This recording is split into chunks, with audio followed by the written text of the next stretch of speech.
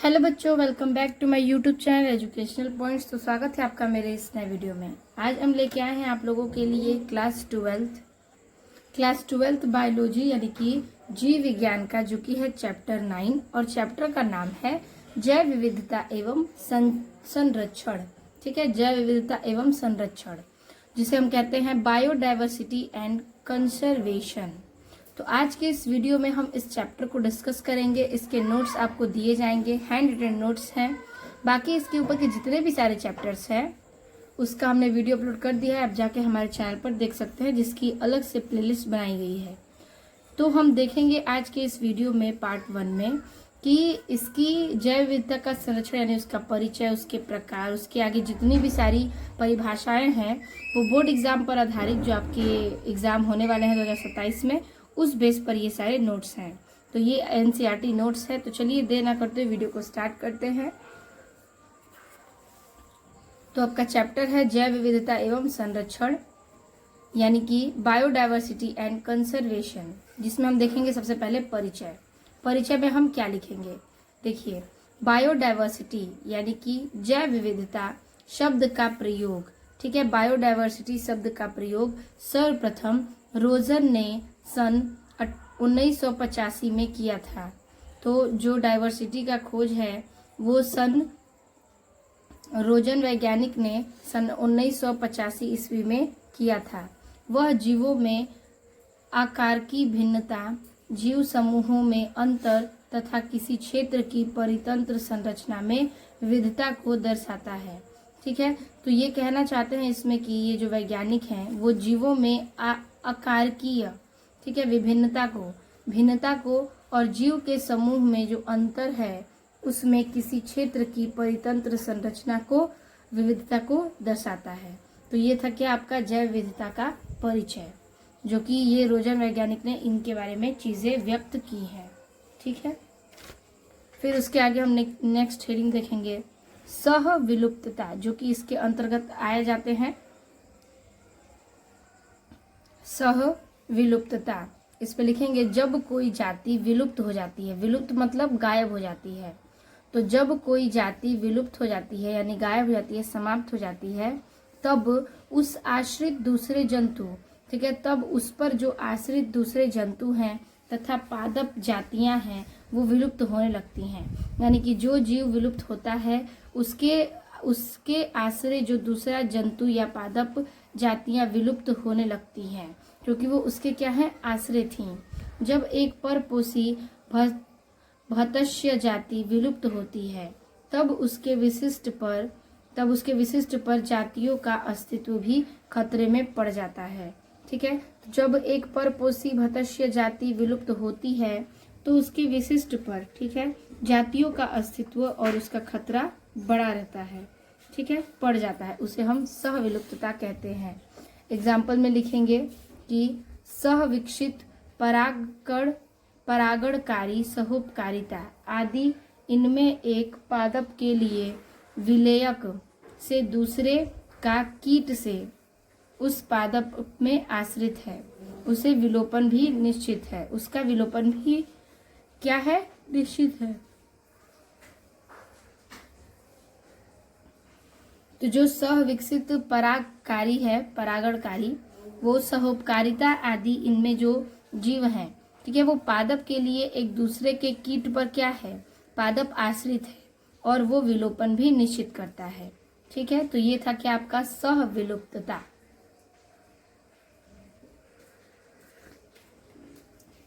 अब हेडिंग करेंगे संकटग्रस्त जातियां। संकटग्रस्त जातियों में हम क्या लिखेंगे,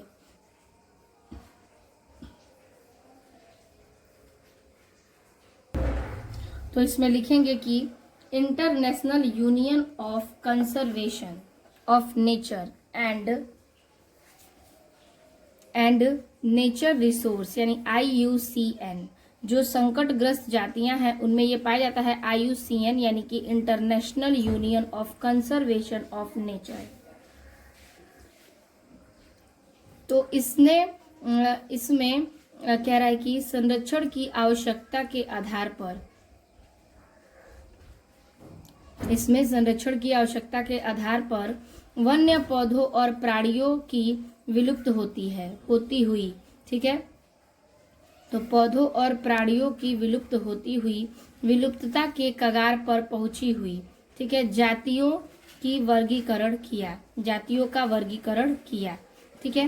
कह रहा है कि इसमें संरक्षण की आवश्यकता अनुसार जो आधार है वन्य पौधे हैं और प्राणियां जो विलुप्त होती हैं,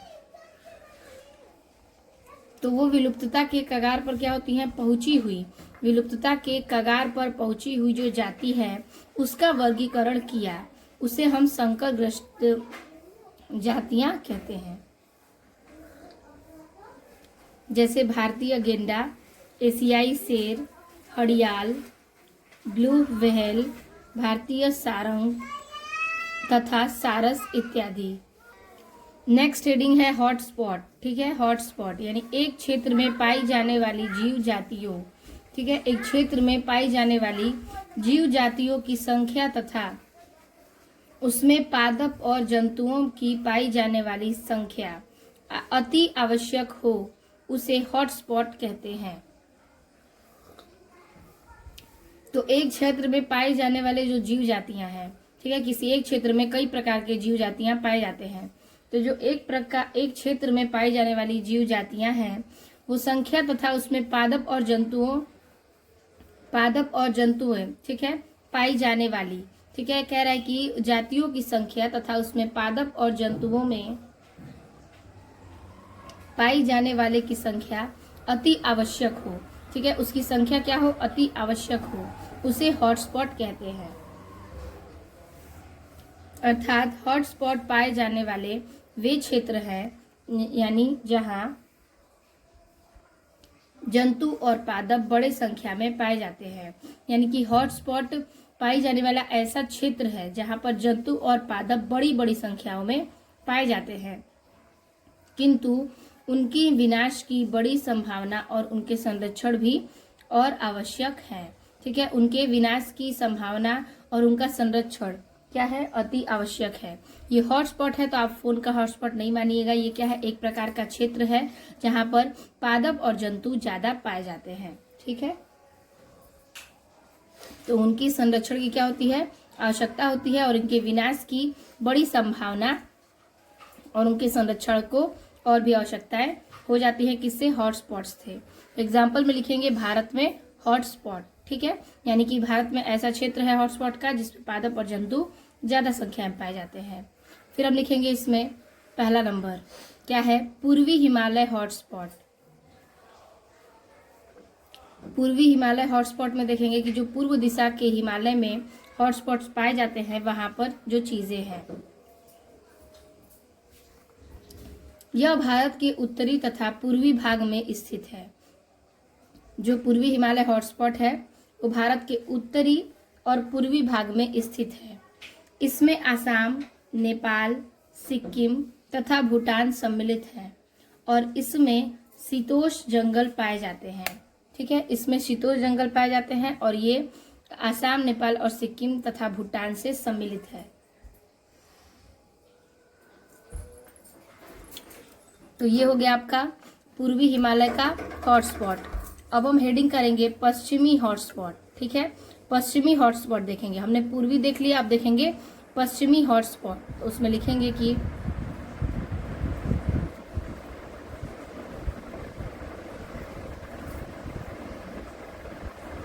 तो पश्चिमी हॉटस्पॉट में लिखेंगे कि यह भारत के पश्चिमी तट के साथ साथ लगभग 1600 किलोमीटर वा क्षेत्र है, 1600 मीटर का क्षेत्र है, जिसमें कर्नाटक, महाराष्ट्र, केरल तथा तमिलनाडु का तटीय भाग है, ठीक है।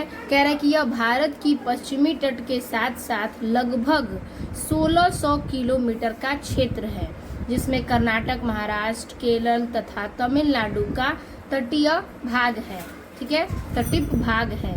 इसमें समुद्र के किनारे किनारे सदाबहार जंगल पाए जाते हैं, ठीक है। इसमें समुद्र के किनारे किनारे सदाबहार जंगल पाए जाते हैं। तो ये था क्या, पश्चिमी हॉटस्पॉट, ठीक है। अब हम देखेंगे हेडिंग रेड डाटा बुक, ठीक है। रेड डाटा बुक क्या है, तो देखिए 7वीं पंचवर्षीय योजना में वन्य जीव के संरक्षण के लिए, ठीक है, 7वीं पंचवर्गीय योजना में वन्य जीवन में संरक्षण के लिए, ठीक है, लाल आंकड़ों की पुस्तक तैयार की गई। जो रेड डाटा बुक है वो एक ऐसा बुक है जिसमें क्या है कि जितने भी सारे वन के और आंकड़ों की संख्या है, संरक्षण के प्रभाव से जितनी भी सारी चीजें हैं उस रेड डाटा बुक में क्या किया गया है, स्टोर किया गया है। जो भी सारे जंतु हैं उनके जीवन काल की चीजें या फिर कौन से जंतु कहाँ रहते हैं, यानी वन से रिलेटेड जितनी भी सारी चीजें हैं वो रेड डाटा बुक में रखी गई हैं। तो वही कह रहा है कि 7वीं पंचवर्षीय योजना में वन्य जीवन के संरक्षण के लिए लाल आंकड़ों की पुस्तक की गई, ठीक है, तैयार की गई। इसमें देश के समस्त जंतुओं यानी देश के सारे जंतु और पौधे की क्षति, ठीक है, और पौधे की क्षति आशंकित जातियों को शामिल किया गया है, ठीक है। इसमें क्या कह रहा है कि पौधों के और जंतुओं के आशंकित जातियों को इसमें शामिल किया गया है। इसके अंतर्गत स्तनधारियों, पक्षियों तथा रेप्टाइल्स सहित वन्य प्राणियों की 253 जातियां, ठीक है, याद रखिएगा यहाँ पर कि इसके अंतर्गत यानी इसके अलावा जो कि है स्तनधारियों, पक्षियों तथा रेप्टाइल्स सहित सारे वन्य प्राणी जो 253 जातियों तथा उपजातियों को वर्ल्ड लाइफ एक्ट की धारा आई के अंतर्गत रखा गया है, ठीक है। याद रखिएगा 253 जातियों तथा उपजातियों के अंतर्गत में जो वर्ल्ड लाइफ एक्ट है उस धारा आई के अंतर्गत में इसे रखा गया है। किसको? रेड डाटा बुक को। रेड डाटा बुक के अंदर ये सारी चीजें आपको मिल जाएंगी या पाई जाती हैं। तो ये था कि आपका रेड डाटा बुक, ये आपका मोस्ट इम्पॉर्टेंट है, टिप्पणी में हमेशा पूछा गया प्रश्न है ये, ठीक है। आपके छोटे छोटे जो क्वेश्चन आते हैं बोर्ड एग्जाम में उसमें से भी ये क्वेश्चन आए गए हैं। अब हम लिखेंगे जीन बैंक, ठीक है। जीन बैंक क्या है?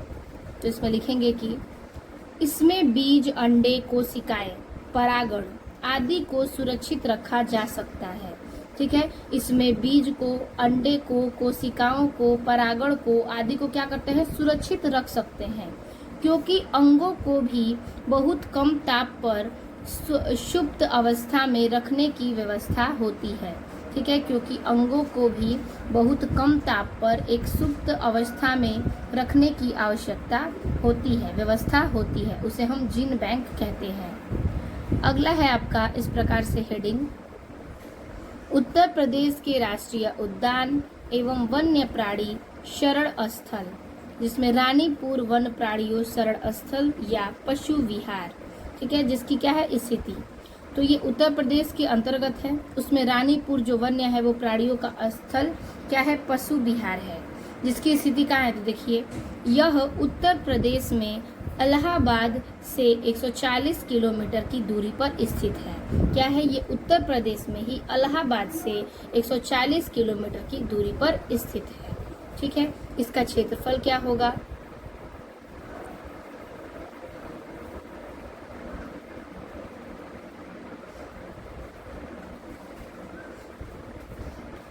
तो इसका क्षेत्रफल लिखेंगे 820 किलोमीटर स्क्वायर, ठीक है। 820 किलोमीटर स्क्वायर इसका क्षेत्रफल है। अब लिखेंगे पर्यटन का समय। पर्यटन का समय यानी कि अक्टूबर से मार्च तक, ठीक है। इसके पर्यटन का समय अक्टूबर से मार्च तक का है। वन्य प्राणी यानी बाघ, तेंदुआ, जंगली भैंस, रीछ, शिंकरा, सारस इत्यादि, ठीक है। ये क्या है? इसके वन्य प्राणी है। अगला हेडिंग है इसमें मोस्ट इम्पॉर्टेंट है वो कि दुधवा राष्ट्रीय उद्यान क्या है, ठीक है। तो इसकी स्थिति कहाँ है? तो स्थिति में लिखेंगे यह लखनऊ में 245 किलोमीटर की दूरी पर लखीमपुर खीरी में स्थित है। जो दुधवा राष्ट्रीय उद्यान है वो लखनऊ में है और ये 245 किलोमीटर लखनऊ से दूर लखीमपुर खीरी में स्थित है। इसका क्षेत्रफल क्या है? 245 किलोमीटर स्क्वायर। तो इसका क्षेत्रफल 245 किलोमीटर स्क्वायर का है। और ये पर्यटन का समय तो दिसंबर से जून तक, इसके पर्यटन का समय दिसंबर से जून तक का होता है। वन्य प्राणी यानी कि हाथी, तेंदुआ, गेंडा, बाघ, मृग, मगरमच्छ, अजगर, मोर इत्यादि, ठीक है, ये सारे उसके वन्य प्राणी हैं जो वहाँ पर पाए जाते हैं। तो अगला हेडिंग है इसमें कार्बोट राष्ट्रीय उद्यान। ठीक है, कार्बोट राष्ट्रीय उद्यान, इसकी स्थिति कहाँ है? तो यह देश का प्रथम उद्यान है जिसकी स्थापना जिम कॉर्बेट ने की थी। ठीक है, जिसकी स्थापना वैज्ञानिक जिम कॉर्बेट ने की थी। यह हिमालय की तराई में स्थित है। ठीक है, यह हिमालय की तराई में स्थित है। रामगंगा इस स्थान की उत्तरी सीमा बनाती है। ठीक है, जो रामगंगा है उस उद्यान की उत्तरी सीमा को बनाती है और ये नैनीताल के रामगढ़ यानी डिवीज़न में स्थित है। रेमी यहाँ पर ये जो डिवीज़न है नैनीताल का, उसमें रामनगर डिवीज़न में ये स्थित है, पाए जाते हैं कार्बेट राष्ट्रीय उद्यान।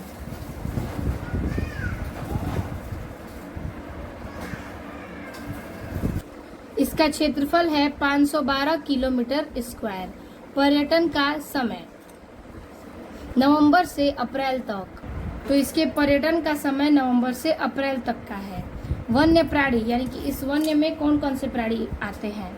तो हाथी, तेंदुआ, बाघ, नीलगाय, लकड़बग्घा, उल्लू, भौंकने वाले मृग और हिमालय ब्लैक बियर इत्यादि। ठीक है, ये सारे उसके वन्य प्राणी हैं।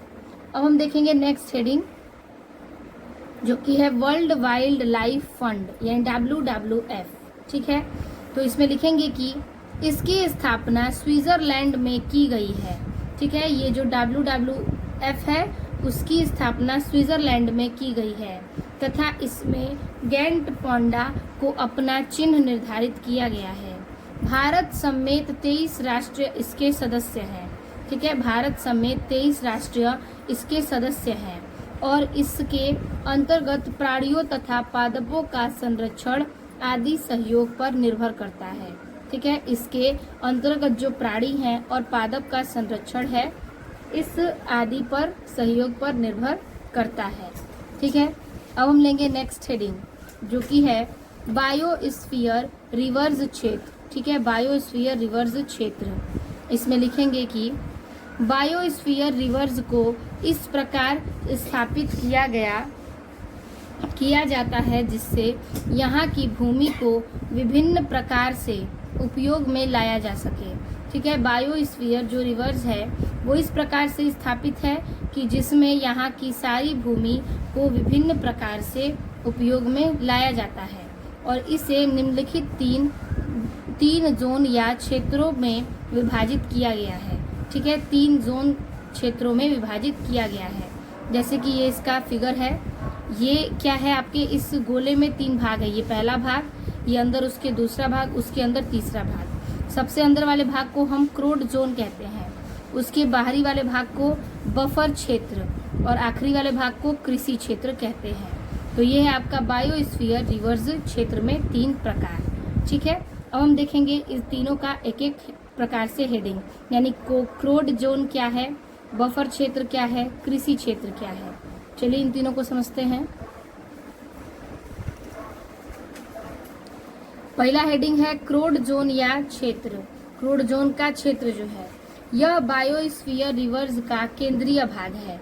ठीक है, केंद्रीय भाग में क्या क्रोड जोन है और ये बायोस्फीयर का रिवर्स में केंद्रीय भाग है जिसमें मानव क्रियाओं के लिए कभी अनुमति नहीं होगी। इसमें मानव की क्रिया के लिए कभी अनुमति नहीं दी जाएगी बायोस्फीयर के क्षेत्र में।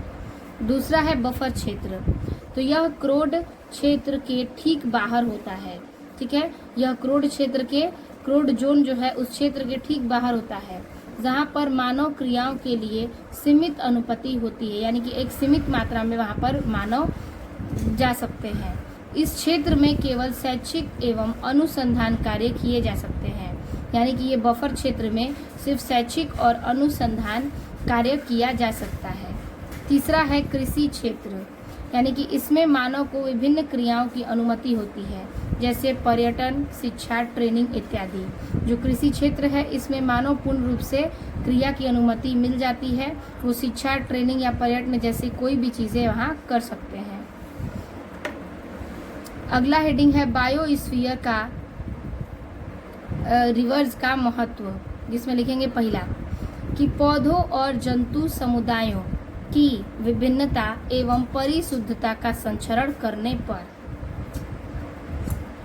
पौधों और जंतु के जो समुदाय उसमें जो विभिन्न यानी कि अलग अलग प्रकार के परिशुद्धता का संरक्षण किया जाता है।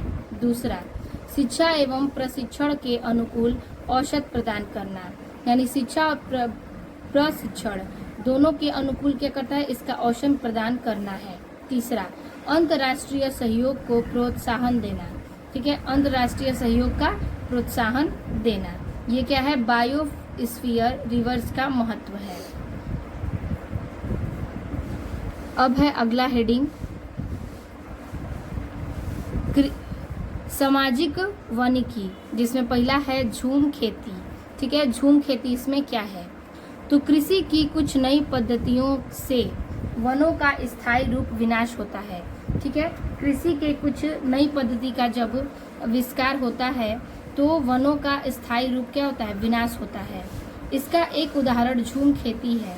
विश्व के अनेक भागों में किसी क्षेत्र विशेष की समस्त वनस्पति काट कर जला दी जाती है, ठीक है। किसी क्षेत्र का जो भाग है, विश्व में किसी भी क्षेत्र का कोई एक भाग, उसमें विशेष प्रकार की समस्त वनस्पति को काट कर क्या किया जाता है, जला दिया जाता है, जला दिया जाता है। और वनस्पति दहन से उत्पन्न राख में अनिवार्य खनिज मृदा में मिलाकर उर्वरता की वृद्धि करते हैं, यानी कि उस जले हुए राख का,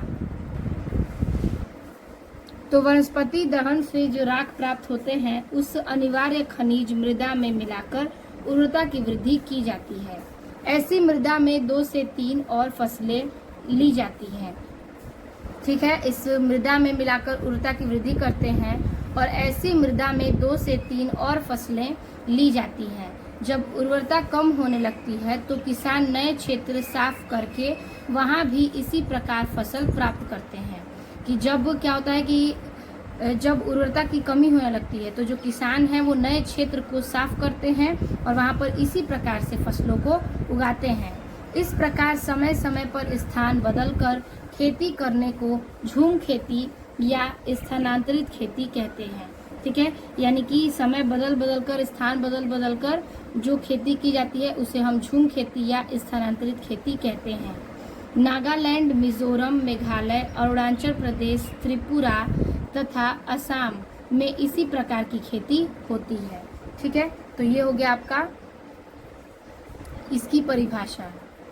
झूम खेती के बारे में हमने इतना इसको समझा, जो कि इम्पोर्टेंट है और बोर्ड एग्जाम में इसकी टिप्पणी पूछी जा चुकी है। अब है आपका चिपको आंदोलन। ये सारे ही मोस्ट इम्पोर्टेंट टॉपिक हैं जो कि कई सन में पूछे गए हैं। चिपको आंदोलन क्या है, ठीक है। तो यह चिपको आंदोलन का विवरण देना असंगत नहीं होगा जो सन 1973 ईस्वी उत्तर प्रदेश के चमोली जिले में पहली बार शुरू हुआ, ठीक है। इसमें कहना चाहता है कि यह चिपको आंदोलन का विवरण देना असंगत नहीं है क्योंकि जो 1973 ईस्वी के उत्तर प्रदेश में चमोली जिलों में जो पहली बार शुरू हुआ, जब वहाँ के पर्वतीय, ठीक है, पर्वतीय क्षेत्रों में शासकीय ठेकों के अंतर्गत वनों की कटाई हेतु आए लोगों को वृक्ष काटने से रोकने के लिए वहाँ के ग्रामीण लोगों, विशेषकर महिलाओं तथा बच्चों ने वृक्षों को घेर लिया था, ठीक है। कह रहा है कि जो शासकीय ठेके हैं उसके अंतर्गत वनों की कटाई हेतु आए लोगों के वृक्ष काटने से रोकने के लिए वहाँ के ग्रामीण लोग, विशेषकर महिलाओं तथा बच्चों में जो वृक्षों का घेर लिया गया था, उनके इस आंदोलन को चिपको आंदोलन के नाम से जाना जाता है। यानी कि जब वन को काटा जा रहा था तो वहाँ पर बच्चे और जो महिलाएं हैं वहाँ पर पेड़ के सामने जब खड़ी हो गई थी तो उसे वृक्षों को घेर लिया था उसे बचाने के लिए। तो इस प्रकार से इस आंदोलन का नाम चिपको आंदोलन कहा गया। धीरे धीरे यह आंदोलन उत्तर प्रदेश में अन्य भागों में भी फैल गया, ठीक है। ये जो चिपको आंदोलन है वो धीरे धीरे अन्य प्रदेशों में इसकी चर्चा होने लगी और ये चीज़ें फैल गई, जिसे हम चिपको आंदोलन कहते हैं। वन को बचाने के लिए जो सारी चीज़ें वहाँ की महिलाएं और बच्चों ने की थी, उसको ही हमने चिपको आंदोलन नाम दिया। ठीक है, अब है नेक्स्ट हेडिंग पोषण स्तर या पोषण रीतियाँ। लिखेंगे कि आहार श्रृंखला के उन विभिन्न पदों को जिनमें ऊर्जा का स्थानांतरण होता है। ठीक है, तो आहार श्रृंखला के उन विभिन्न पदों में जिनमें ऊर्जा का, ठीक है, स्थानांतरण किया जाता है उसे हम पोषण स्तर कहते हैं। पोषण स्तर की संख्या आहार श्रृंखला में विभिन्न कड़ियों या पदों के बराबर होती है और आहार श्रृंखला में विभिन्न पोषण स्तर निम्न प्रकार हैं। ठीक है, यानी कि पोषण स्तर की जो संख्या है वो आहार श्रृंखला में विभिन्न कड़ियों के पदों के बराबर होती है और आहार श्रृंखला में विभिन्न पोषण स्तर निम्न प्रकार से पाए जाते हैं। कौन कौन से हैं, चलिए उसको देखते हैं।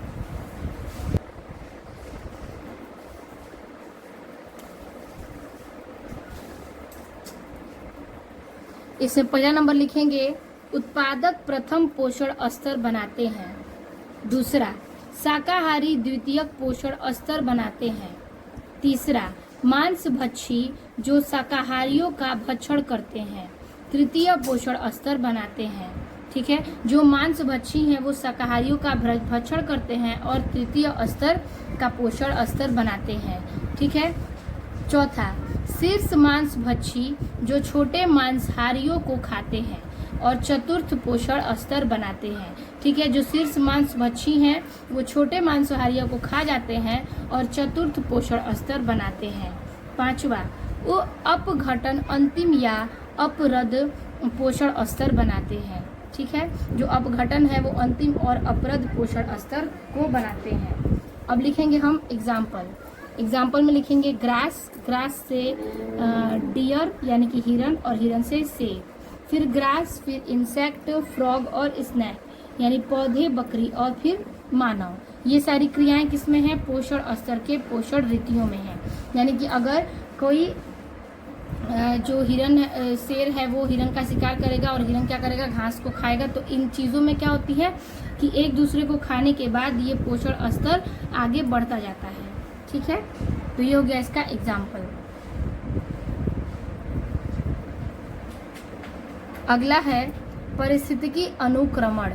ठीक है, पारिस्थितिक अनुक्रमण ये क्या है, तो इसमें लिखेंगे कि किसी विशेष प्रदेश में समय के एक निश्चित कालांक में विभिन्न समुदायों के नियमित अनुक्रमण को पारिस्थितिकी अनुक्रमण कहते हैं।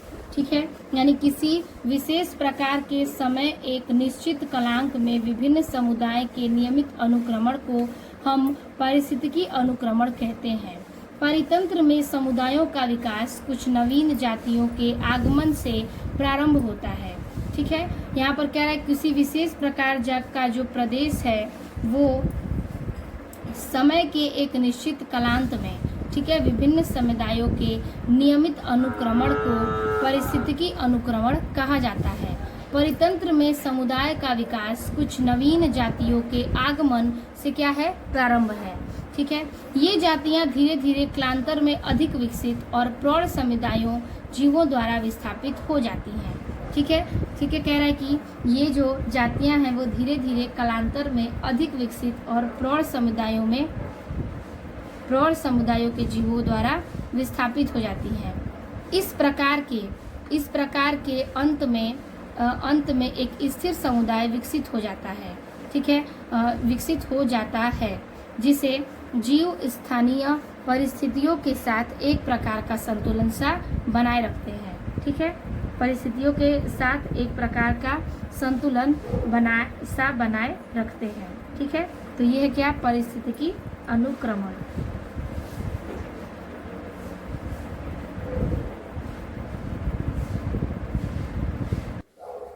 अगला हेडिंग है इसमें वाहित मल, जो कि मोस्ट इम्पॉर्टेंट है। ये लिखेंगे नगरों में मकानों से निकला मल मूत्र तथा कूड़ा करकट भूमिगत नालियों द्वारा, ठीक है, याद रखिएगा, जो नगर के मकानों से निकला हुआ मलमूत्र है, कूड़ा करकट है, भूमिगत नालियां हैं, उनके द्वारा फिर लिखेंगे नदियों और झीलों आदि में गिराया जाता है। ठीक है, वो सारे कूड़ा करकट मल मूत्र नदी और झीलों में गिराया जाता है। इस प्रकार नदियों का जल दूषित हो जाता है। ठीक है, इसी कारण जो नदी का जल है वो दूषित हो जाता है। केवल 0.1% अपद्रव्यों या संदूषित पदार्थों के कारण घरेलू वाहित मल जल मानव के उपयोग के लिए उपयुक्त नहीं होता है। ठीक है, जो घरेलू वाहित मल है वो जल मानव के उपयोग के लिए उपयुक्त नहीं होता है। मूत्र में यूरिया होती है। ठीक है, यूरिया पाया जाता है। मूत्र में क्या पाया जाता है? यूरिया पाया जाता है, जिसके अपघटन से अमोनिया उत्पन्न होता है। इसके अपघटन से क्या होता है? अमोनिया की उत्पत्ति होती है। वाहित मल में प्रचुर मात्रा में कार्बनिक पदार्थ होते हैं। ठीक है, वाहित मल में प्रचुर मात्रा में वो क्या होता है? कार्बनिक पदार्थ पाए जाते हैं, और कार्बनिक पदार्थ के अपघटन से नाइट्राइड फास्फेट आदि बनते हैं। ठीक है, कार्बनिक पदार्थ के अपघटन से नाइट्राइड फास्फेट बनते हैं। इससे जल पीने योग्य नहीं रह जाता है। ठीक है, इन सारी चीजों के बाद जो जल है वह पीने योग्य नहीं रह जाता। इस जल को पीने या नहाने से अनेक रोग उत्पन्न हो जाते हैं।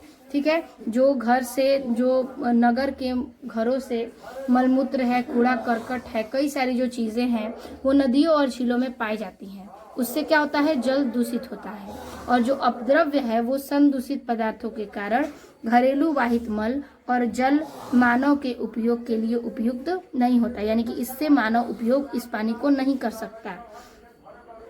फिर कह रहा है कि उपयोग नहीं हो सकता। और मूत्र में यूरिया होता है, और इसके यूरिया के अपघटन से अमोनिया उत्पन्न होता है। वाहित मल में प्रचुर मात्रा में क्या होते हैं? कार्बनिक पदार्थ होते हैं। ठीक है, वाहित जो मल है उसमें प्रचुर मात्रा में कार्बनिक पदार्थ पाए जाते हैं। ठीक है, गंदगी पाई जाती है, और ये अपघटन नाइट्राइड फास्फेट आदि से बनते हैं, और इससे जल पीने योग्य नहीं होता। इस जल को पीने और नहाने के लिए अगर हम प्रयोग करेंगे तो हमारे शरीर में अनेक प्रकार के रोग उत्पन्न होने लगते हैं। ठीक है, अब हम हेडिंग करेंगे घरेलू अपमार्जक। ठीक है, घरेलू अपमार्जक। इसमें लिखेंगे आजकल घरों और मकानों की सफाई एवं रसोई के बर्तन साफ करने तथा इनके सरफ विम अनेक प्रकार के साबुन इत्यादि शामिल हैं। यानी आजकल घर और मकान में अनेक प्रकार के रसोइयों में साबुन सर्फ का इस्तेमाल किया जाता है, और ये अनेक प्रकार की चीज़ें इसमें शामिल है अपमार्जन में। ये पदार्थ नालियों द्वारा नदियों, तालाबों, झीलों इत्यादि में जाकर उनके पानी को दूषित करता है। यानी ये जो घरेलू उपमार्जन है ये भी सारी चीज़ें नाली के द्वारा नदी और झीलों में जाती हैं और उसको क्या करती हैं? पानी को दूषित करती हैं। इसके फलस्वरूप एल्कोइल, बेंजीन, सल्फोनेट और फास्फेट, नाइट्रेट आदि पदार्थ जल में क्या होते हैं? एकत्रित हो जाते हैं। ठीक है, इन सारे के फलस्वरूप ये सारी चीजें पदार्थ जल में क्या करते हैं? एकत्रित हो जाते हैं और जल दूषित हो जाता है। ठीक है, तो ये हो गया आपका घरेलू अपमार्जन में किस प्रकार से जल दूषित होता है। अब है सुपोषण। सुपोषण क्या है? देखिए, सुपोषण एक ऐसी प्रक्रिया है जिसमें झील के पानी में पोषण लवण की सांद्रता के अधिक या विलुप्त होने की मात्रा एकत्रित होने के कारण विभिन्न प्रकार के जलीय पादपों और जंतुओं की संख्या में असीमित वृद्धि होती है। यानी सुपोषण के कारण जो प्रक्रिया है वो झील के पानी में जो पोषक लवण पाए जाते हैं वो विलुप्त मात्रा में क्या होते हैं? अधिक एकत्रित होने लगते हैं, और उस एकत्रता के विभिन्न प्रकार से जलीय पादप और जंतु की संख्याओं में असीमित मात्रा में वृद्धि होने लगती है, जिसे हम सुपोषण कहते हैं। ठीक है, अब हम देखेंगे इसके आगे नेक्स्ट हेडिंग।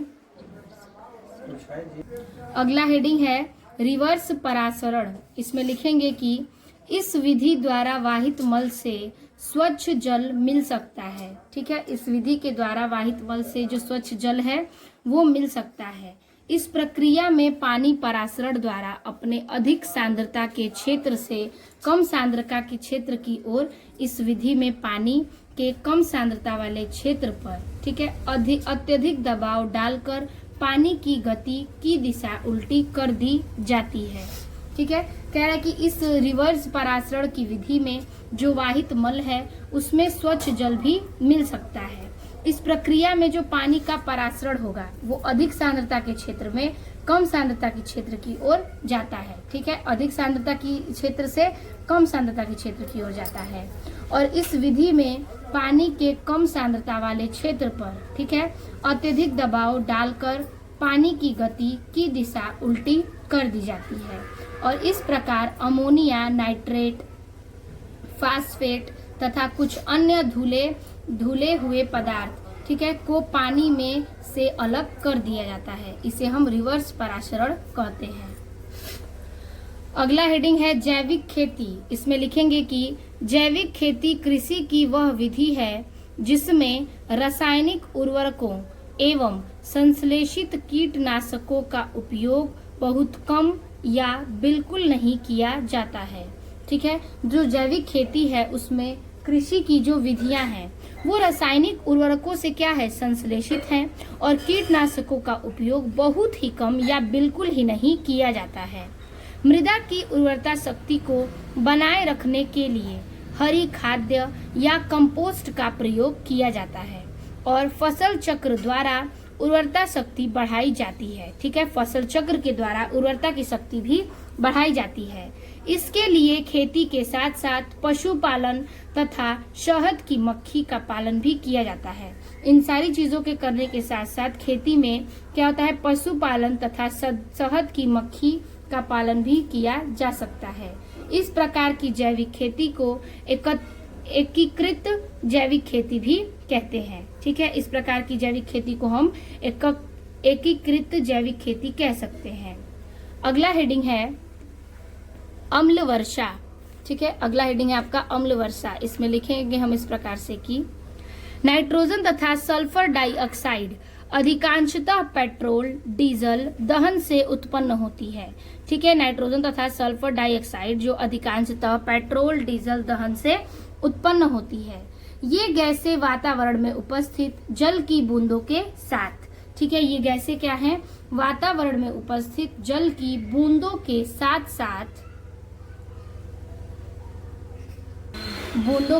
साथ वापस पृथ्वी पर अम्लता सल्फ्यूरिक अम्ल यानी कि नाइट्रिक अम्ल, जो अम्लता है उसमें सल्फ्यूरिक अम्ल और नाइट्रिक अम्ल के रूप में आती हैं। इसे ही अम्ल वर्षा कहते हैं और ये गैस वर्षा न होने पर भी बादल और कोहरे के रूप में उपस्थित होती हैं। ठीक है, ये वर्षा न होने के बाद भी ये बादल और कोहरे के रूप में उपस्थित होती हैं अम्लता, इसकी अम्ल वर्षा। ठीक है, इसके नोट्स में एक लिखेंगे एक लाइन कि अम्ल वर्षा शब्द रॉबर्ट ऑगस्ट ने सन 1872 में उपयोग किया था और अम्ल वर्षा मानव के कारखानों से उत्पन्न समस्या है। ठीक है, अगला हेडिंग है ग्रीन हाउस प्रभाव। ग्रीन हाउस प्रभाव आपका मोस्ट इम्पोर्टेंट है। इसमें लिखेंगे कि सौर ऊर्जा पृथ्वी पर जीवन का आधार है। ठीक है, सौर ऊर्जा क्या है, पृथ्वी पर जीवन का क्या है, प्रभाव है। फिर इस पे कह रहा है कि पृथ्वी के वातावरण की ऊपरी सतह पर आने वाला कुल और सौर ऊर्जा का 30% भाग बादलों द्वारा अंतरिक्ष में परावर्तित हो जाता है। ठीक है, कह रहा है कि ऊपरी सतह पर आने वाला कुल और सौर ऊर्जा का 30% भाग बादलों द्वारा अंतरिक्ष में परावर्तित हो जाता है और अवशेष 2/3 ऊर्जा का भाग ऑक्सीजन, ओजोन, जल, हिमकणों तथा निलंबित कणों द्वारा अवशेषित हो जाता है। ठीक है, कह रहा है इसमें जो अवशेष बचा 2/3 भाग वो ऊर्जा का भाग है, वो ऑक्सीजन, ओजोन और जल तथा हिमकणों द्वारा निलंबित कणों द्वारा क्या है, अवशोषित हो जाता है, जिससे वायु गर्म हो जाती है और लगभग 50 से 51% भाग पृथ्वी तक पहुंचता है। इसका जो ग्रीन हाउस का प्रभाव है वो ओजोन, ऑक्सीजन और हिमकणों के कारण, जल के कारण इसका जो निलंबित अवशोषण होता है और ये वायु को गर्म करता है और इस वायु के गर्म होने का जो 50 से 51% भाग है वो पृथ्वी तक पहुंचता है, जिसका कुछ भाग पृथ्वी को गर्म करता है और अवशेष ऊर्जा पृथ्वी की सतह से किरणों के रूप में परावर्तित हो जाती है। ठीक है, और शेष भाग जो है वो किरणों के रूप में परावर्तित हो जाती है। फिर इसमें लिखेंगे कि वायुमंडल में ऑक्सीजन 21%, नाइट्रोजन 78% और शेष जलीय वाष्प तथा कार्बन डाइऑक्साइड होते हैं। जलीय वाष्प तथा कार्बन डाइऑक्साइड पृथ्वी से निकली इंफ्रारेड किरणों द्वारा, ठीक है, इंफ्रारेड किरणों द्वारा तरंगों का अवशोषण करके पुनः पृथ्वी की ओर विकिरित कर देती है, ठीक है, विकिरित कर देती है और अंतरिक्ष में जाने नहीं देती है। इस प्रक्रिया को ग्रीन हाउस प्रभाव कहते हैं, ठीक है। जो निकली हुई इम्पैक्ट किरणें हैं वो तरंगों का अवशोषण करती हैं और पृथ्वी की ओर विकिरित करती हैं और इस अंतरिक्ष में जाने नहीं देती और इस प्रक्रिया को हम ग्रीन हाउस प्रभाव कहते हैं। अब है आपका नेक्स्ट और आखिरी हेडिंग। तो लास्ट हेडिंग है इसका ओजोन अवक्षय, ठीक है। इसमें लिखेंगे कि ओजोन परत स्ट्रेटोस्फीयर, ठीक है, यानी भूमध्य जव मंडल में पाई जाती है और ये सूर्य के यूवी विकिरण, ठीक है, यूवी विकिरण को अवशोषित करने वाले कवच का कार्य करती है, ठीक है। ये अवशोषित करने वाले कवच का कार्य करती है यूवी किरणें। जीवों में प्रोटीन और डीएनए पराबैंगनी किरणों को अवशोषित करते हैं जिससे इन अणुओं के रासायनिक आबंध भाग हो जाते हैं, ठीक है। इससे अणुओं का रासायनिक आबंध भंग हो जाता है। अतः ये किरणें जीवों के लिए बहुत हानिकारक होती हैं। वायुमंडल से निचले भाग से लेकर शिखर तक के वायु स्तंभ के ओजोन में मोटाई डाब्सन यूनिट में मापी जाती है, ठीक है। यानी कि जो इसका निचला भाग है वो शिखर से वायु तक का जो स्तंभ है और ओजोन लेयर की जो मोटाई है वो डाब्सन यूनिट से मापा जाता है और इसकी सांद्रता 330 डाब्सन यानी 0.3 ppm होती है।